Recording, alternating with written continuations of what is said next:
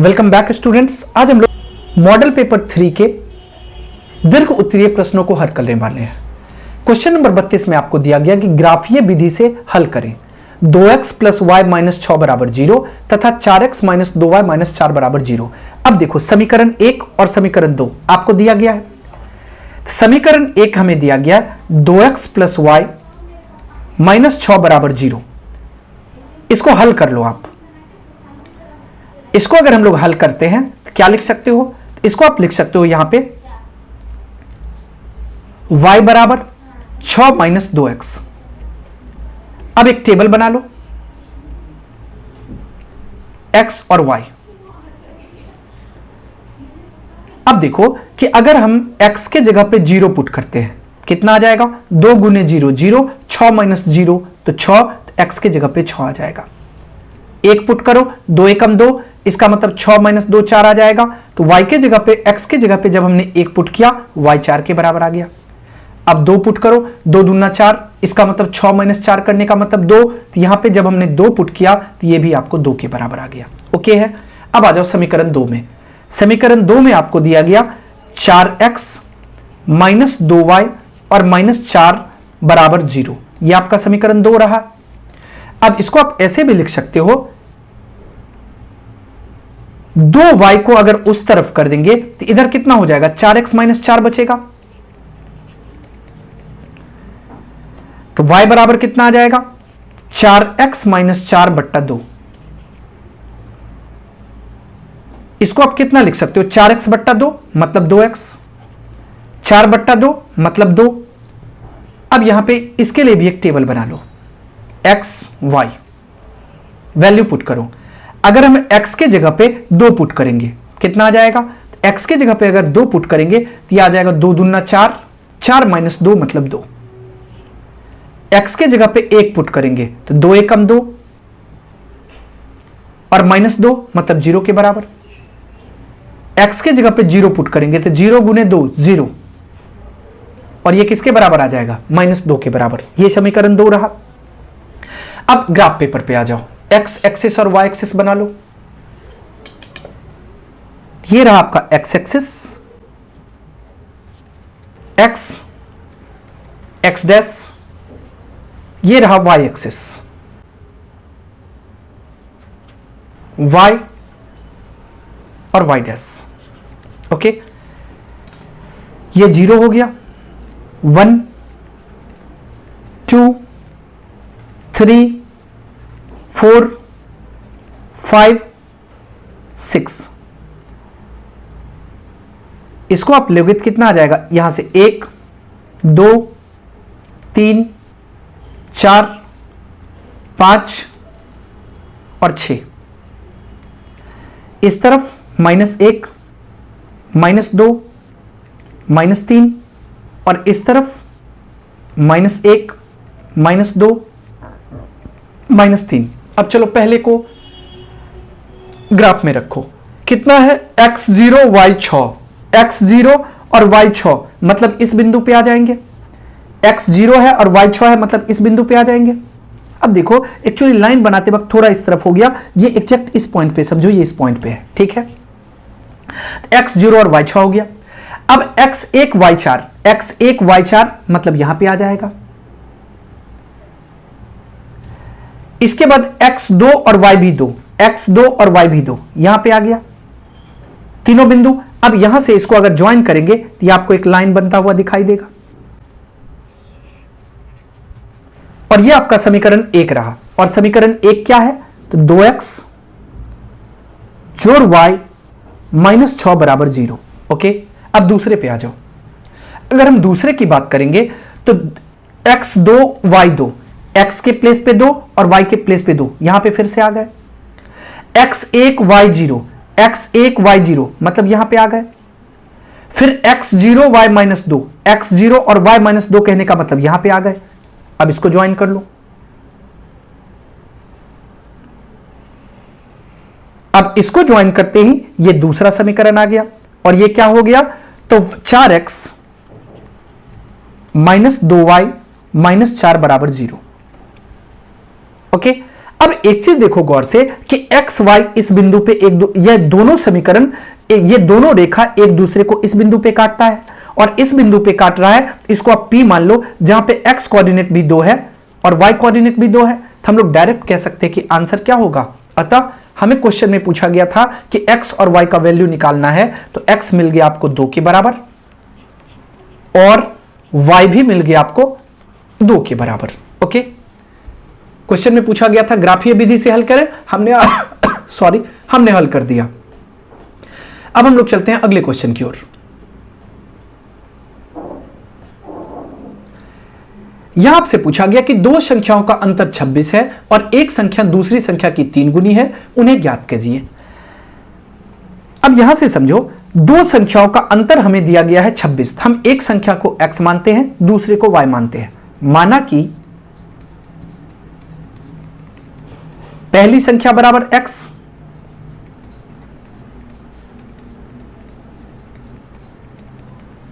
और दूसरी संख्या बराबर y।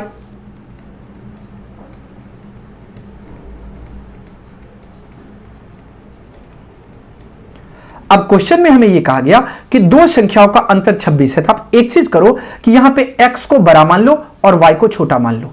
यह चीज ध्यान रखना, क्योंकि अंतर करते वक्त अगर हम y को बड़ा मानेंगे, x को छोटा मानेंगे तो फर्क आ जाएगा। तो हम लोग क्या किए, x को बड़ा मान लिए और y को छोटा मान लिए।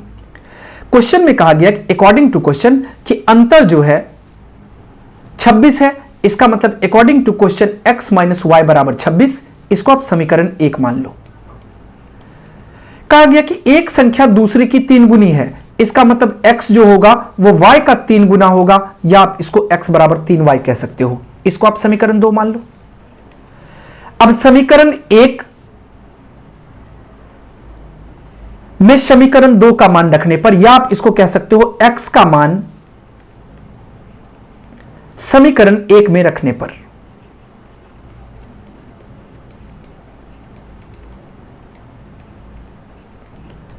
अगर x का मान समीकरण 1 में रखेंगे तो x के जगह पे 3y आ जाएगा। 3y माइनस वाई 26 के बराबर आ जाएगा। 3y माइनस वाई 2y और 2y बराबर 26 के आ जाएगा। हमें चाहिए y का वैल्यू, तो y बराबर आ जाएगा 26 बट्टा 2 मतलब 13 के। y 13 के बराबर आ गया। अब देखो y का मान किसी एक समीकरण में रखोगे तो x का मान आ जाएगा, तो हम लोग दूसरे समीकरण में रख लेते हैं। तो y का मान समीकरण 2 में रखने पर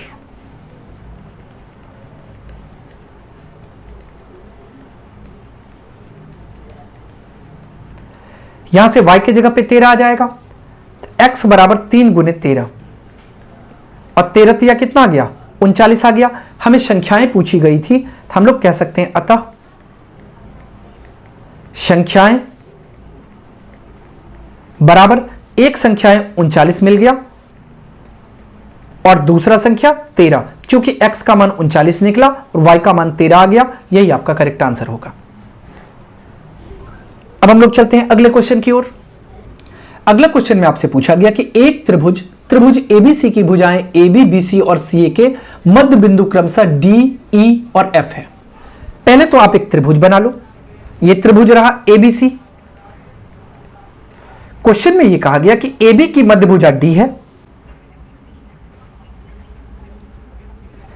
AB की मध्य भुजा AB की मध्य बिंदु D आ गई, तो यहां से आपको D मिल गया। BC का मध्य बिंदु E है, E आ गया। AC का मध्य बिंदु F है, F आ गया। अब इसको ज्वाइन कर लो आप, इससे इसको, इससे इसको और इससे इसको। ओके, अब एक चीज अब गौर से देखो, तो क्वेश्चन में हमें क्या पूछा गया था, त्रिभुज DEF त्रिभुज ABC के क्षेत्रफल का अनुपात ज्ञात करें। तो दोनों का अनुपात ज्ञात करना है क्षेत्रफल का। तो हमें यह पता है कि D AB का मध्य बिंदु है और E BC का मध्य बिंदु है। तो हम लोग यहां से कह सकते हैं D और E त्रिभुज ABC की भुजा ए बी तथा बी सी के मध्य बिंदु है।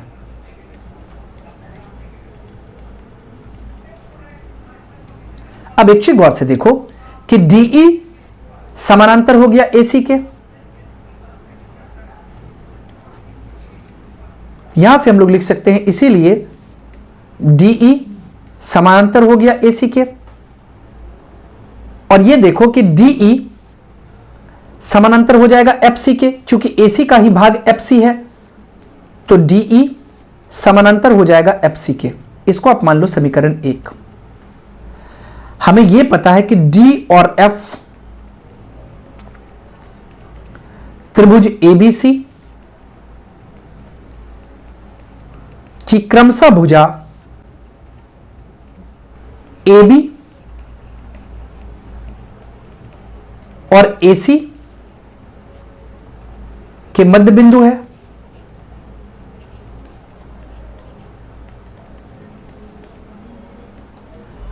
तो यहां से आप कह सकते हो कि DF समानांतर होगा BC के, और अगर DF समानांतर हो रहा है BC के, इसका मतलब यह समझो कि DF समानांतर हो जाएगा किसके?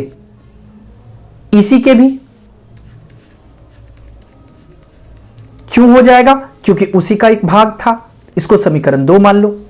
समीकरण 1 और 2 से आप कह सकते हो कि DCE या DECF ये एक समानांतर चतुर्भुज हो गया, क्योंकि इसकी विपरीत भुजाएं जो है वो आपस में समानांतर है। समीकरण 1 और 2 से हम लोग ये कह सकते हैं कि ए इसका नाम क्या है?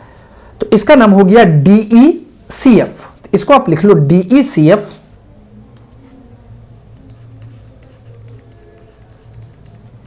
एक समानांतर चतुर्भुज है।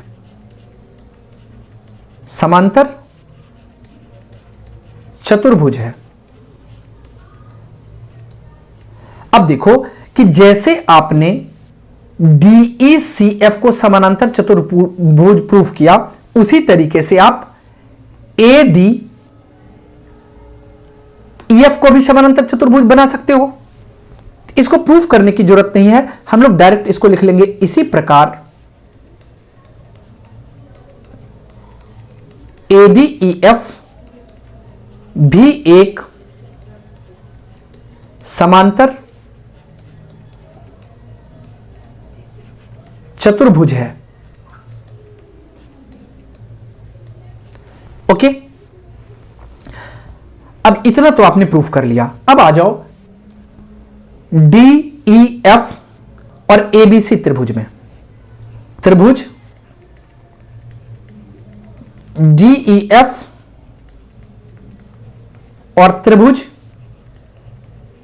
ABC में। यहां पे गौर से देखो कि DEF कोण E और इसका कोण A बराबर होगा, क्योंकि समानांतर चतुर्भुज के सम्मुख कोण बराबर होते हैं। तो DEF बराबर कोण A, कारण में आप कह सकते हो कि समानांतर चतुर्भुज के सम्मुख कोण बराबर होते हैं। इसके बाद यहां समझो EDF मतलब ये कोण और इसका कोण C ये भी बराबर हो जाएगा। क्यों? क्योंकि समानांतर चतुर्भुज के सम्मुख कोण बराबर होते हैं। EDF बराबर कोण C, तो दोनों के का कारण एक ही साथ लिख लो, समांतर चतुर्भुज के सम्मुख कोण बराबर होते हैं। ओके, अब देखो दो कोण आपको बराबर मिल गया, तो इसीलिए AA सिमिलैरिटी से, हिंदी में हम लोग कहेंगे AA समरूपता से। AA समरूपता से आप कह सकते हो कि दोनों त्रिभुज समरूप हो गया, तो त्रिभुज DEF समरूप हो गया त्रिभुज ABC में। और आपको पता है दो समरूप त्रिभुज के क्षेत्रफल का अनुपात उसके समगत भुजाओं के वर्गों के अनुपात के बराबर होता है। इसका मतलब यहां से हम लोग कह सकते हैं कि area of triangle DEF by area of triangle ABC और ये बराबर हो जाएगा इसकी संगत भुजा क्या, तो DE, तो DE का स्क्वायर, इसकी संगत भुजा, इसको आप जरा सा सही कर लो, देखो AC के बराबर है, DC के बराबर है, तो यहां से क्या आ जाएगा C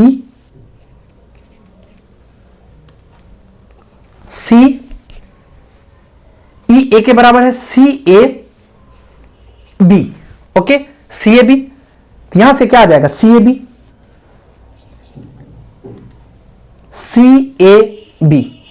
अब यहां से आप कह सकते हो DEF बट्टा ABC, इसका मतलब DE का स्क्वायर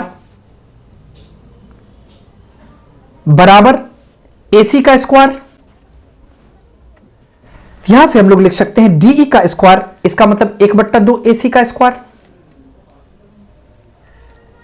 बट्टा AC का स्क्वायर, यहां से आपको आ जाएगा AC स्क्वायर कट जाएगा, 1/4, 1/4 आ जाएगा। तो हम लोग कह सकते हैं, हमें क्वेश्चन में ये पूछा गया इसका अनुपात क्या होगा, तो इसका अनुपात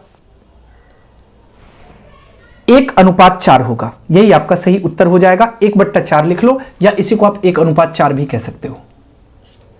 अब हम लोग चलते हैं अगले क्वेश्चन की ओर।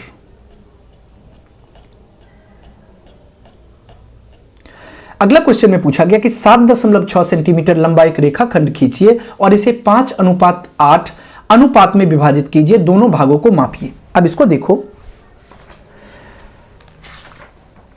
अब ये रचना का क्वेश्चन है। हम लोग क्या करते हैं, पहले एक रेखाखंड AB खींच लेते हैं। AB कितना का होना चाहिए, ये 7.6 सेंटीमीटर का होना चाहिए। अब मान लो कि ये इसकी लंबाई 7.6 सेंटीमीटर है, ये आ गया 7.6 सेंटीमीटर का, ओके, इतना आपने बना लिया 7.6 सेंटीमीटर का। अब आपको क्या करना है, तो इसको आप AB पहले मान लो, इसका नाम रख लो, A हो गया और ये B हो गया।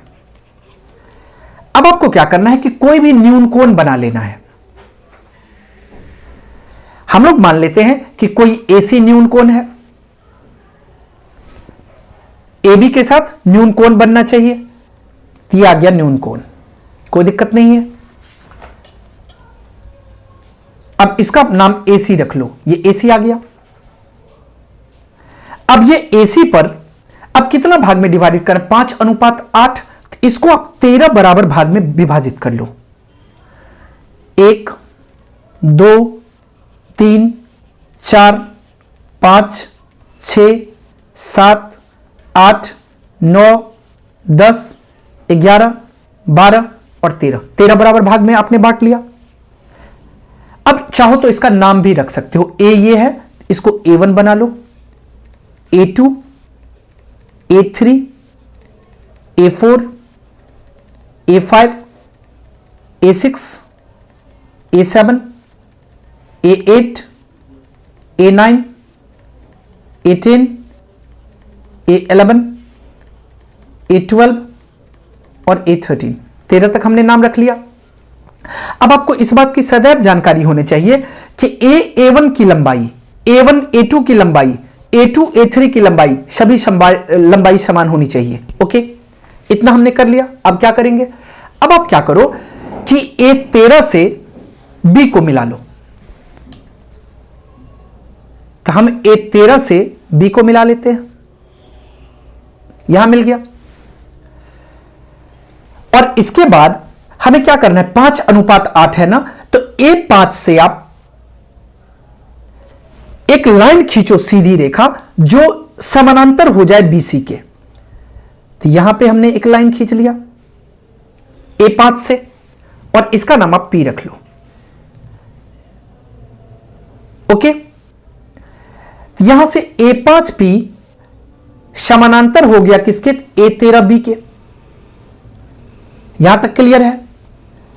अब इस प्रकार यहां पे देख सकते हो P AB को 5:8 में विभाजित कर रहा होगा, ओके।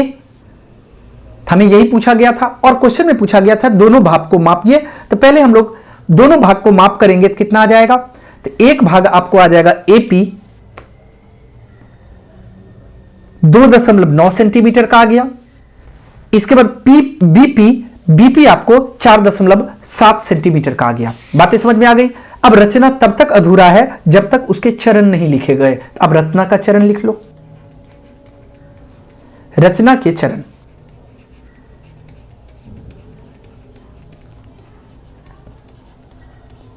हमने पहला स्टेप में क्या किया, एक AB रेखाखंड खींचा जिसकी लंबाई 7.6 सेंटीमीटर थी।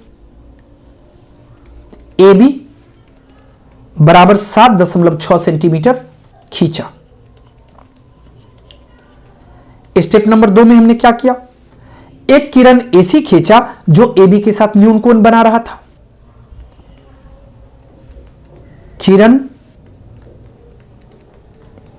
AC खींचा जो AB के साथ न्यून कोण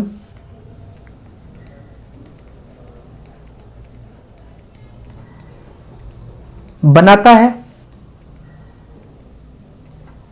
इसके बाद थर्ड नंबर में हमने क्या किया, किरण AC पर A से शुरू करके 5 जोड़ 8 मतलब 13 बराबर रेखाखंड खींचा। किरण AC पर A से स्टार्ट करते हुए मतलब A से शुरू करते हुए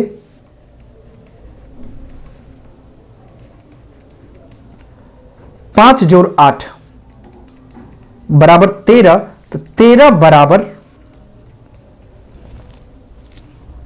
रेखाखंड खींचा, या आप चिन्हित क्या लिख सकते हो,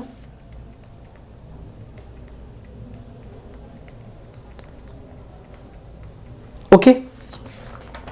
इसके बाद हमने क्या किया, A13 से B को मिलाया।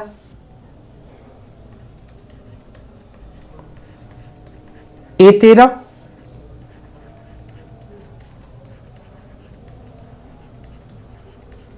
B को मिलाया। फिर 5वां स्टेप में हमने क्या किया, तो A5 से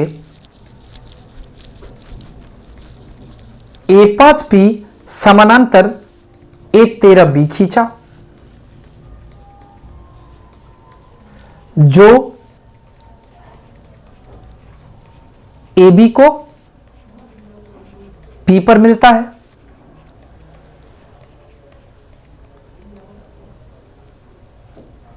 ओके, P पर मिलता है।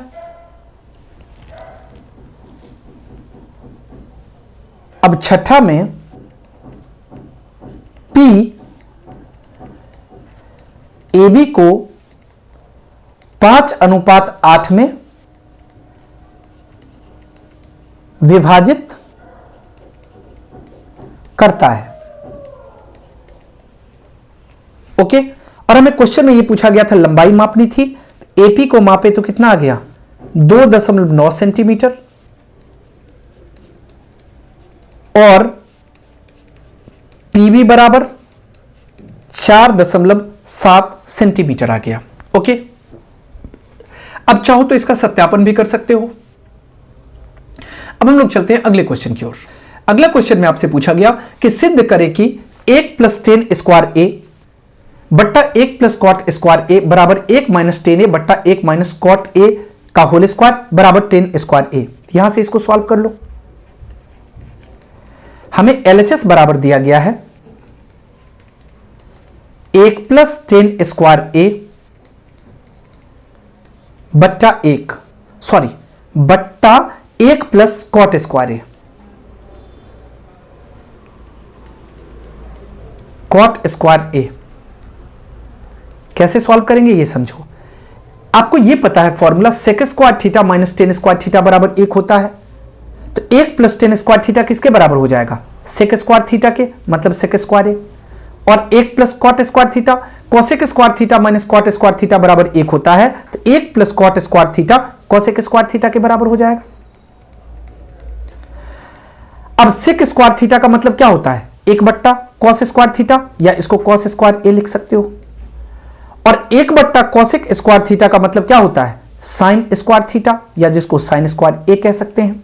और आपको इतना पता है कि sin square A by cos square A ये कितना आ जाएगा तो टेन स्क्वायर ए आ जाएगा। यहां से देखो कि इसको सॉल्व करने पे टेन स्क्वायर ए के इक्वल आ गया, मतलब प्रूव हो गया। अब मिडिल साइड को हम लोग या मिडिल टर्म को हम लोग सॉल्व करते हैं। कितना है ये आपको दिया गया 1 माइनस टेन ए बट्टा 1 प्लस कॉट ए का होल स्क्वायर। 1 माइनस टेन ए बट्टा 1 प्लस कॉट ए का होल स्क्वायर। अब इसको समझो, 1 माइनस टेन ए को तो ऐसे ही रहने दो, और 1 प्लस कॉट ए को क्या लिख सकते हैं, 1 बट्टा टेन ए, इसका होल स्क्वायर, या इसको आप लिख सकते हो 1 माइनस टेन ए बट्टा,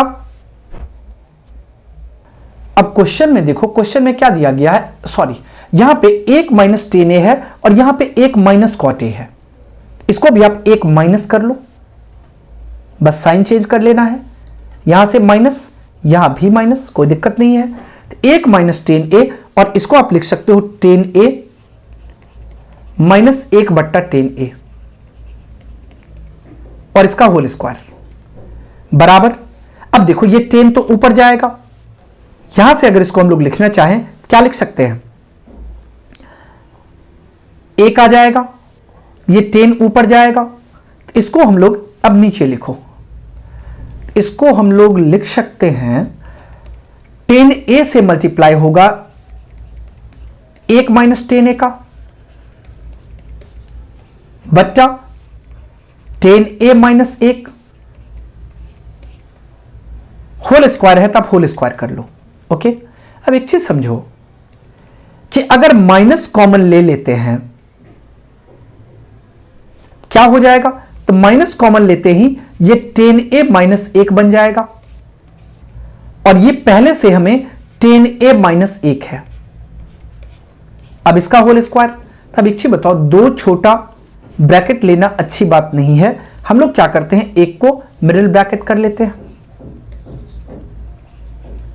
मिडिल ब्रैकेट कर लो। अब इसको अगर हम सॉल्व करते हैं, देखो अब यहां पे क्या है, 10a भी तो है, 10a, अब ये माइनस का 10a हो जाएगा, अब 10a से 10a कट गया, इसका मतलब ये माइनस 10a का होल स्क्वायर हो जाएगा, और माइनस 10a का होल स्क्वायर तो minus minus plus 10 square a आ जाएगा। अब यहां पे देखो कि आपको LHS भी 10 स्क्वायर a आ गया था, और मिडिल टर्म भी आपको 10 स्क्वायर a आ गया, इसका मतलब हम लोग कह सकते हैं LHS बराबर हो गया MS और बराबर हो गया RHS के, और यही तो हमें प्रूव करना था, और ये फाइनली प्रूव हो गया। ओके, अब हम लोग चलते हैं अगले क्वेश्चन की ओर। अगला क्वेश्चन में पूछा गया कि भूमि के एक बिंदु से एक 20 मीटर ऊंचे भवन के शिखर पर लगी एक संचार मीनार के ताल और शिखर के उन्नयन कोण क्रमशः 45 डिग्री और 60 डिग्री है, मीनार की ऊंचाई ज्ञात कीजिए। साधारण शब्दों में समझो, कहा गया कि भूमि के एक बिंदु, मान लो भूमि पे कोई एक बिंदु है और उससे 20 मीटर ऊंचा कोई भवन है, और भवन के शिखर पर जो है एक संचार मीनार के, अब भवन के ऊपर और संचार मीनार का जो ताल है, मान लो कोई संचार मीनार है, उसके ताल, ताल कहने का मतलब उसका पाद जिसको हम लोग कहते हैं, पैर जिसको कहते हैं, और शिखर के उन्नयन कोण कितना है, 45 और 60 डिग्री का है, मीनार की ऊंचाई ज्ञात करें। फिगर कैसा बनेगा, तो हम लोग पहले सपोज करते हैं कि ये एक मीनार है, इसका नाम आप BC रख लो, इसकी ऊंचाई कितनी दी गई है, तो 20 मीटर दी गई है। क्वेश्चन में कहा गया कि इसके शिखर पर लगा एक संचार मीनार, तो अब मान लो कि इसके शिखर पे ये एक संचार मीनार लगा हुआ है, और इसकी ऊंचाई कितनी है नहीं पता, x मान लेते हैं, इसको आप d मान लो, ये C है, ये B है, और ये D आ गया। ये कॉन्सेप्ट क्लियर है। अब कहा गया कि संचार मीनार के ताल, ताल कहने का मतलब ये हुआ, और जमीन पे कोई बिंदु, और जमीन पे कोई बिंदु है, हम लोग मान लेते हैं कि जमीन पे कोई बिंदु A है, इसको आप A मान लो। संचार मीनार का तार और जमीन पे कोई बिंदु, कोण कितना का बन रहा है, यहां से आपको कोण 45 डिग्री का बन रहा है, यह आपको आ गया 45 डिग्री। और कहा गया शिखर के उन्नयन कोण 60 डिग्री, तो इसका शिखर डी है और डी से ए का कोण कितना बन रहा है, ये बन रहा है 60 डिग्री का, दिया गया 60 डिग्री का। कॉन्सेप्ट क्लियर है। अब इतना आपने मान लिया। हमें क्वेश्चन में पूछा गया मीनार की ऊंचाई ज्ञात करें, तो हमें मीनार की ऊंचाई ज्ञात करनी है। अब ये x है और हमें पूछा गया मीनार की ऊंचाई ज्ञात करनी है। हम लोग सपोज करते हैं कि ये जो टोटल लंबाई होगी ये y की हो जाएगी। यहां से यहां की लंबाई आप याद रखना कि ये x है और यहां से यहां तक की जो लंबाई है ये 20 मीटर है। कॉन्सेप्ट क्लियर है। अब आगे चलते हैं। इसको आप यहां से लिख सकते हो। हमने क्या किसको माना, ये बातें समझ में आ गई। माना कि शॉर्ट में आप लिख लो, माना कि बीसी मीनार है जिसकी ऊंचाई 20 मीटर है। इसके बाद सीडी संचार मीनार है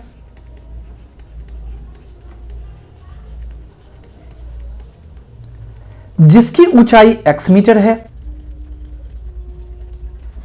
अब B से A की दूरी y मीटर है, या आप इसको कह सकते हो AB बराबर y मीटर है। अब समकोण त्रिभुज ABC में आ जाओ। समकोण त्रिभुज ABC में अब समझने की कोशिश करो। अगर समकोण त्रिभुज ABC की बात करते हैं, कोण कितना बन रहा है 45 डिग्री का। यहां पे कोण कितना का 90 डिग्री का।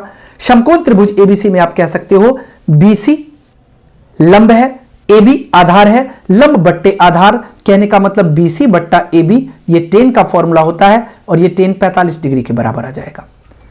BC कितना आ गया 20, AB कितना है y 20 बट्टा y, और हमें यह पता है कि tan 45 का वैल्यू 1 होता है। यहां से y 20 के, या आप कह सकते हो 20 मीटर के बराबर।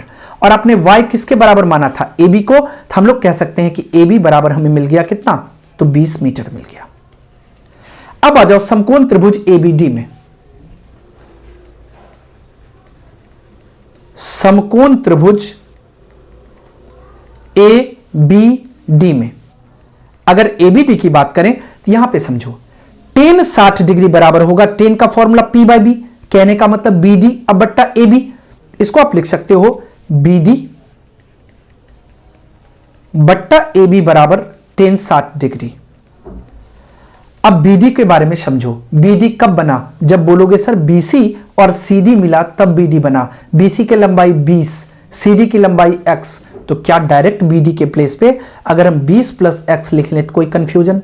AB किसके बराबर है y के, और अभी आपने 20 पॉइंट किया, और tan 60 डिग्री का वैल्यू √3 होता है, √3 रख लो, क्रॉस मल्टीप्लाई करेंगे तो यहां से आपको आ जाएगा 20 प्लस x बराबर 20√3। हमें चाहिए x का वैल्यू, कैसे ज्ञात करेंगे, तो 20√3 और माइनस इस तरफ आ जाएगा 20, या 20 को आप कॉमन ले लो तो यहां से √3 माइनस 1 आ जाएगा, इतना मीटर ये आंसर हो जाएगा। क्योंकि आपने x किसको माना था, तो आपने x माना था संचार मीनार की ऊंचाई, x मीनार आ गया। हमें पूछा गया था क्या, तो संचार मीनार की ऊंचाई ज्ञात करें, ये हमको आ गया 20√3 माइनस 1 मीटर, सही उत्तर हो जाएगा। अब हम लोग चलते हैं अगले क्वेश्चन की ओर। अगला क्वेश्चन में आपसे पूछा गया कि निम्नलिखित बंटन का बहुलक ज्ञात करें। अब बहुलक ज्ञात करने के लिए क्या करते हैं, सबसे पहले आपको यह देखना होता है कि किसकी बारंबारता सबसे अधिक है। जिसकी बारंबारता सबसे अधिक हो वही बहुलक वर्ग बनेगा। तो यहां पे सबसे अधिक किसकी बारंबारता है, अब बोलोगे सर 155 यहां पे सबसे ज्यादा है, इसका मतलब ये आपको मिल गया क्या, तो बहुलक वर्ग मिल गया। इसको आप यहां से लिख सकते हो बहुलक वर्ग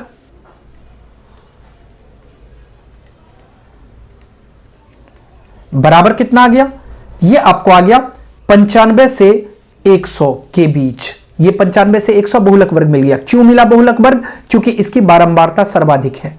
यहां तक कॉन्सेप्ट क्लियर है। अब बहुलक वर्ग मिलते ही आपको सारा डेटा मिल जाएगा। अब एल मिल गया, एल कहने का मतलब क्या, बहुलक वर्ग की निम्न सीमा, ये आपको 95 के बराबर मिल गया। इसके बाद F1, F1 किसको कहते हैं, तो बहुलक वर्ग की बारंबारता को F1 कहते हैं, और F1 155 के बराबर आ गया। इसके बाद F0, तो बहुलक वर्ग से ठीक पहले वाले वर्ग की बारंबारता को F0 कहते हैं, ये 85 के बराबर आ गया। इसके बाद F2, बहुलक वर्ग के ठीक बाद वाले की बारंबारता को F2 कहते हैं, और F2 110 के बराबर आ गया। अब इसको I कह लो या H कह लो, H का मतलब अंतर, बहुलक वर्ग का अंतर, ये 5 का अंतर है।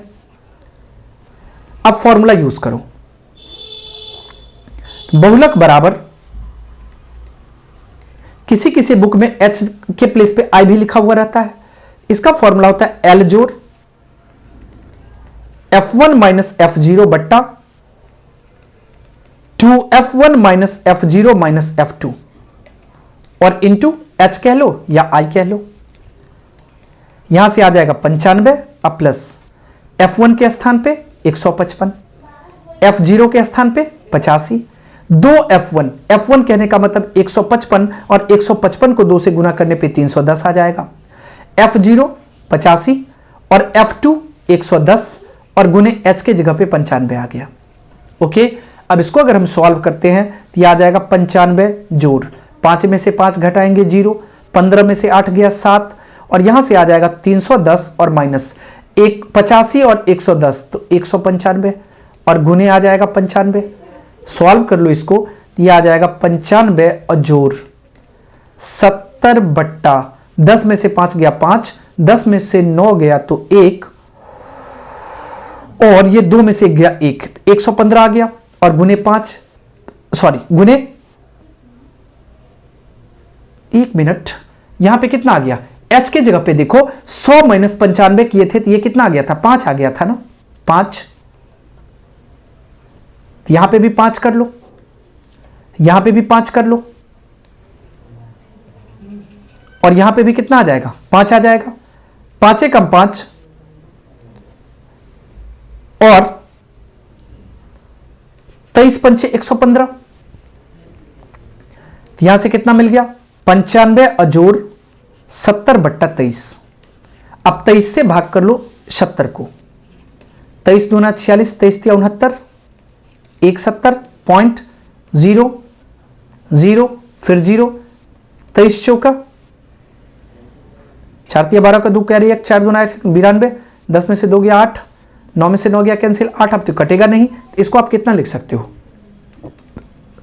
95 अजोड़ 3.04 या इसको लिख सकते हो 98.04, ये आपका आंसर आ जाएगा, लेकिन ये लगभग में आया, एग्जैक्ट कटा नहीं, तो ये कितना मिल गया 98.04। ये आपका आखिरी क्वेश्चन था, इसके साथ ही मॉडल पेपर 3 कंप्लीट हो गया।